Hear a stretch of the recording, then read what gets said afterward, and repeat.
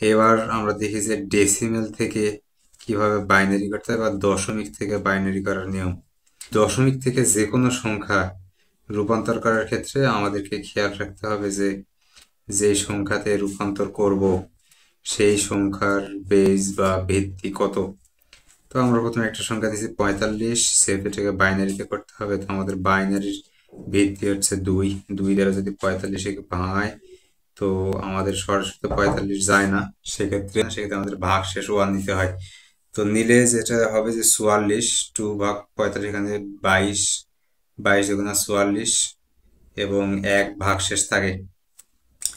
এরপরে আমরা যদি আবার 2 দ্বারা 22-কে ভাগ দেই 11 এবং এখানে কোনো ভাগশেষ থাকে না 2, এবং 2 দিয়ে 11 যদি ভাগ দেই 10 হয়, 5 দুগুণে 10 এবং ভাগশেষ থাকে 1। এরপরে 2 দিয়ে আবার 5-কে যদি ভাগ দেই সেক্ষেত্রে আমাদের 2 গুণন 2 4 হয় এবং ভাগশেষ হয় 1, 2।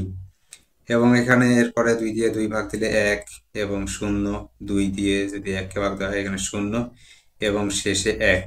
তোমরা এই বিষয়টা মনে রাখবা যে যখন 1 থাকবে, 1-এর পরে যে কোনো সংখ্যা দিয়ে ভাগ করার পরে এখানে প্রথমে 0 থাকবে এবং তারপরে ভাগশেষ 1 হয়ে যাবে।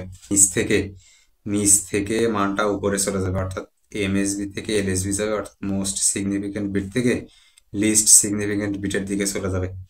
এবং সেক্ষেত্রে যদি আমরা দেখি যে 1 0 1 1 0 1 1 0 1 1 0 1, এটা হচ্ছে যে আমাদের বাইনারির মান।